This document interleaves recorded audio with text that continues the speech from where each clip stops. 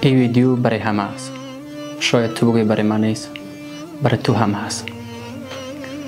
یگانه چیزی که خیلی از ماها به خاطر او سخن آرزوهای خود را، آرمانهای خود را، اهداف خود را، برنامه های زندگی خود را قربانش کردیم. ای است که مردم چی میگه. زندگی خود را خراب کردیم به خاطر که مردم چی میگه. ازدواج کردیم به خاطر که مردم چی میگه. ازدواج نکردیم به خاطر که مردم چی میگه. تجارت کردیم به خاطر که مردم چی میگه. تجارت نکردیم به خاطر که مردم چی میگه. دوستی کردیم به خاطر که مردم چی میگه. رفاقت کردیم به خاطر که مردم چی میگه.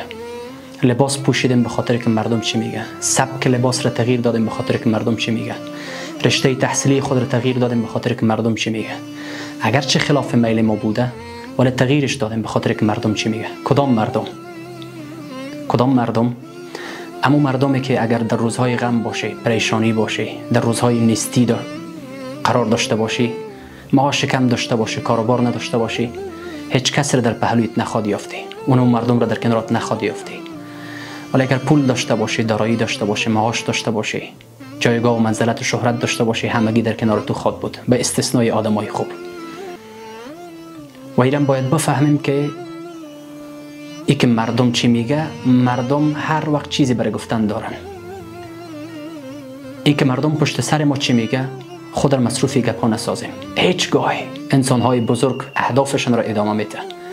او گپایی که پشت سرتان گفته میشه یا کسایی که گپای پشت سرتان میگه دقیقاً در پشت سر خود شما قرار داره. اگر در مورد کسی چیزی بگویی میگه در هر چیز کار داره. اگر در مورد کسی یا چیزی نگویی میگه بیخیال است. اگر مصروف کار خود باشی میگه همیشه به فکر خودش است. اگر در خدمت مردم باشی خیرت به مردم برسه میگه نفع طلب است، درآمد داره، عوام فریب است، منافع خودش در بین است. و اگر جوابشان را بتی میگه دیدی حق با ما هست، زورش داد جواب ما را داد. و اگر جوابشان را نتی بازم میگه حق با ما هست، جواب نداره. ولی ایره باید بدانیم به هر مدلی، به هر سبکی، به هر روشی، به هر عنوانی، به هر طریقه‌ای که شما زندگی بکنین، انسان‌هایی هستند که پشت سرتون حرف بزنن. پس وقتی که اینطور است پشتی نگردن که مردم چی میگه.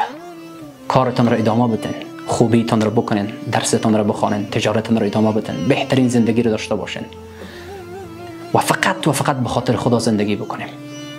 از این فکر، از این مفکوره خود را کاملا خلاص بکنیم که مردم چی میگه. زندگی خودتان هست.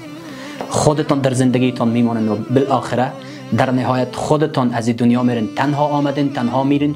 پشتی نگردن که مردم چی میگه. فقط خوب باش، به خاطر خدا زندگی بکن، پشت گپ مردم نگرد. این راز موفقیت است. باز میگم این راز موفقیت است. یک بار دیگه هم یادآوری میکنم این راز موفقیت است. السلام علیکم و رحمت الله و برکاته.